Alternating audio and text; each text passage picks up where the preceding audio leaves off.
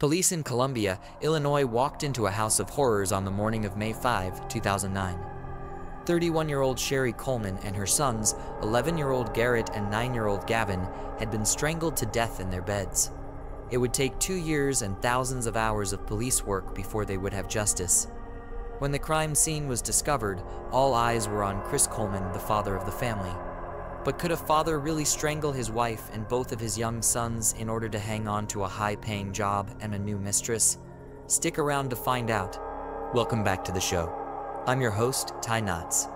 Here on True Crime Stories, I do my best to cover true crime cases, many of which you've never heard of, and share the stories of some of the world's most disturbing killers. But more importantly, it's my goal to share the stories of the victims and their families and their search for closure after being subjected to some of the most heinous crimes imaginable. So if you'd like to support my work here on True Crime Stories, all I ask is that you hit the like button and subscribe. It's totally free and helps spread awareness of these cases. But with that, let's get started. Sherry Weiss was just 21 years old back in 1997. She'd been enjoying her single life, living in San Antonio, Texas. San Antonio is obviously a town that doesn't need much of an introduction.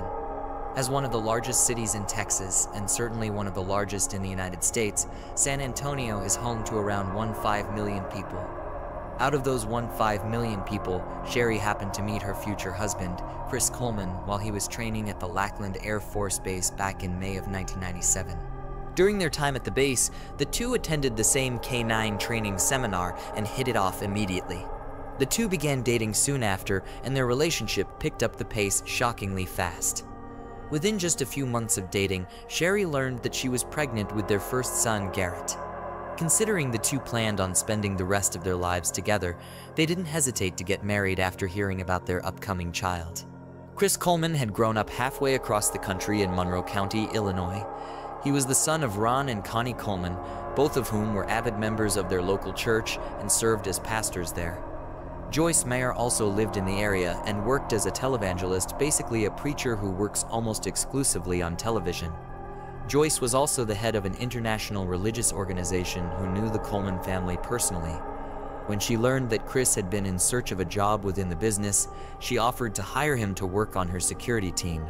Before long, the two had developed a great working relationship, and Chris was promoted to work as her personal bodyguard, earning a substantial salary of $100,000 a year. It was around this same time that Chris and Sherry welcomed their second son into the world, named Gavin. Thanks to Chris' work life taking off, the two were able to afford a beautiful home in the 2800 block of Robert Drive in Columbia, Illinois. Maybe this just shows my naivety of us geography, but I'd never heard of Columbia, Illinois until just now. But as it turns out, it's a beautiful little town that rests on the border of Illinois and Missouri, about 5 hours south of Chicago. The town is home to just 11,000 people as of 2022 and is about 12 miles away from St. Louis, Missouri, yet another major city in the United States. Columbia is a predominantly Caucasian community, with a typical family income being around $90,000 a year, so needless to say, it's certainly an upper-class community in terms of income. Crime in Columbia is astonishingly low, and it ranks in the top 30% of the safest cities in America. Clearly, it was a great place to raise a family, or so Sherry thought.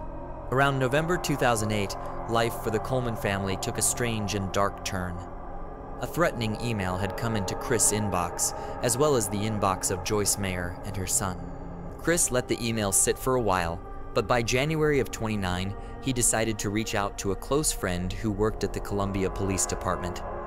Detective Justin Barlow read the email and was obviously concerned.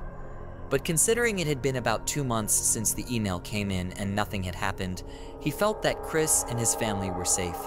Police cataloged the email and stored it away in evidence files that have just recently been released to the public.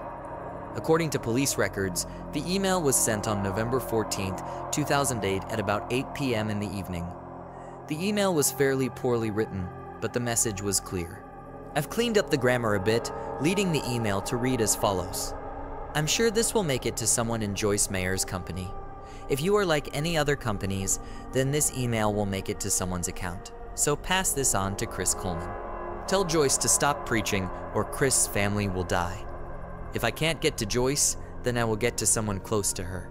I will kill Chris' wife and kids. I know Joyce's schedule, so I know Chris' schedule as well. If Joyce doesn't stop preaching, they will die. During the Houston conference, I will kill them all as they sleep. I know where Chris lives and I know when his family is alone. Joyce needs to hear what I have to say, and now she will. After reading the letter, Detective Justin Barlow decided that the family needed to be placed under surveillance. Barlow decided to install a CCTV system that pointed toward the family's mailbox, hoping to catch the perpetrator if he dropped off any future letters. But I'll be honest with you, I don't understand what this was supposed to accomplish. The letter that was sent to Chris and his family was sent to Chris' personal email, not his physical address, so it doesn't make any sense that security cameras were installed on the family's mailbox, unless Detective Barlow had reason to believe that the stalker might escalate and begin delivering physical mail. But regardless, the security system never yielded any results and the CCTV footage always came back clean. But this is where the case certainly began to heat up, because around this time, Sherry began to air her concerns to her friends and family. She mentioned that Chris' demeanor had changed a lot around the same time the email came in. She told her friends that Chris had been acting secretive, uninterested, and all around strange. She suspected he may have been having an affair, but she didn't have any evidence or clues to prove this. But it seems her concerns reached a peak sometime around March of 29 when she mentioned to one of her friends that if anything ever happened to her, she knew Chris would be responsible. I wish we knew specifically what caused her to say this, but unfortunately, those details were never released to the public if Sherry shared them at all. In late April of 2009, Chris reached out to the police once again to report that a new letter had been left for his family. I'm not sure if this message was delivered by email or if it was dropped off at the house personally. But according to case files that have been shared by the police, this letter doesn't have the typical header that an email does, which leads me to believe it may have been personally delivered to the family, but I really don't know for sure. This letter followed the same grammatical themes as the last letter, being somewhat difficult to understand at times. Once again, I've cleaned up the wording a bit, which leads the message to read as follows. I'm giving you the last warning. You have not listened to me, and you've not changed your ways. I have warned you to stop traveling and stop with the fake religious lifestyle of stealing other people's money. You think you are so special to do what you do, protecting Joyce or thinking you are protecting Joyce. She is not worth your time. Stop today or else. I know your schedule. You can't hide from me. I'm always watching. This is my last warning. Your worst nightmare is about to happen. On the morning of May 5th, 2009, Chris Coleman left his home to go to a gym in St. Louis to work out. He called Sherry's cell phone, but she didn't answer, so he left her a message.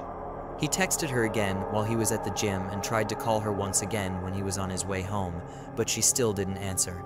Since he wouldn't be home for quite a while, Chris called the Columbia Police Department and asked if they would head to the family's home and check on them.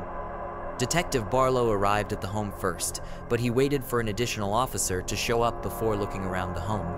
Once the second officer arrived, they approached the house, but it doesn't appear that anyone answered the door. They decided to walk around the home and see if they noticed anything unusual to indicate any sort of crime had taken place, and that's when they noticed that one of the basement windows was ajar. Now feeling that something sinister had taken place, the investigators crawled through the basement window and entered the Coleman family home. As they walked through the house, it was clear that an uninvited guest had been here just hours prior. They found spray paint all over the walls that relayed chilling threats against the family. In red letters all throughout the home was the message, "I'm always watching." Another message read, "You have paid," and another read, "Punished." Police continued to search the home for additional clues or evidence, and that's when they discovered the true crime scene. Sherry, Garrett, and Gavin were all found in their beds with ligature marks on their necks. All of them had been murdered. As police were still searching the house, Chris pulled into the driveway of the property. Before he could enter the front door of the home, the officers rushed downstairs to stop Chris and inform him that the worst had happened. His family had been murdered while he was away. Chris was taken down to the Columbia Police Headquarters so that he could speak with additional detectives and provide them with any evidence as well as his alibi. Naturally, Chris's side of the story was that nothing unusual had taken place, aside from the strange letters that had been popping up from time to time. According to Chris, he left the home during what was a typical morning routine and returned home to a grisly crime scene that had thankfully been intercepted by police. But as Chris shared his side of the story, the investigation had already been underway and officers who were working the murder investigation had begun to develop a scary theory about what had happened here. Digital evidence had been pulled from Sherry's phone as well as Chris' personal laptop. According to the evidence they found, police had reason to believe that the couple's marriage had been on the rocks for a very long time. They suspected the same thing as Sherry had a few months ago. There was reason to believe that Chris had been having an affair. But they were able to take things one step further, learning that Chris had likely been hanging out with a woman named Tara Lintz. As detectives interrogated Chris, they learned that Tara was Sherry's friend who lived in St. Petersburg, Florida, the opposite side of the country. Chris told authorities that he knew Lintz personally and considered her friend, but nothing more. At this same time, officers in Florida were questioning Lintz about the nature of her relationship with Chris Coleman. Police soon began to paint a picture of a man who'd been engaging in an affair with his wife's best friend. The two had met up in Arizona and Hawaii while Chris was traveling for work and exchanged numerous texts, photos, and videos that were extremely explicit. Detectives had begun to work with the major case squad and began piecing together a case against Chris. Computer and data specialists inspected his laptop, with handwriting analysts looking at the threatening emails, notes, and the spray-painted messages from the walls of the home. Forensic examiners also pored over police paperwork and the autopsy reports on the victims to better piece this puzzle back together. Evidence was also recovered from a stretch of Interstate 255 that authorities searched near the Jefferson Barracks Bridge, the same route Coleman would typically take going to and from the gym multiple times each week. However, cell phone tracking would later show Chris took an unusually longer route home on the morning of May 5, the date that the crime scene had been uncovered, leaving police more than enough time to discover the crime scene and make the natural assumption that Chris had been away when the murders had taken place. The head of the major case squad, Major Jeff Connor, spoke out in the days following the murder and said that he believed he knew who had killed the Coleman family. After a conference call with a well-known pathologist named Dr. Michael Baden, police had realized that the timeline of the murders simply didn't add up, with the crime scene suggesting that the murders had taken place while Chris was still inside the family's home. It took the police just about 2 weeks to piece together this rather simple crime puzzle. Chris was arrested on May 19th, 29 on 3 counts of first-degree murder. Police said that all of the evidence pointed towards Chris being the killer, and they were able to conclusively say that the spray painting on the walls had been put there by Chris. There were several delays in the case that ended up pushing the trial all the way to April of 2011, taking place in Waterloo, Illinois. Thankfully, the court proceedings were fairly short, with a verdict being turned in by the jury on May 5th, 2011. The jury returned a guilty verdict for all charges. Multiple appeals were submitted by Chris and his defense team, but all of them have been denied. In the end, the case ended almost as simply as it had begun. An unfaithful man decided he had found a better life in the arms of someone else, and was willing to do anything in his power to turn his life around, even if that meant claiming the lives of his wife, his 11-year-old son, and his 9-year-old son. With that, we've reached the end of today's story. Don't forget, if you want to see more, be sure to hit the like button and subscribe.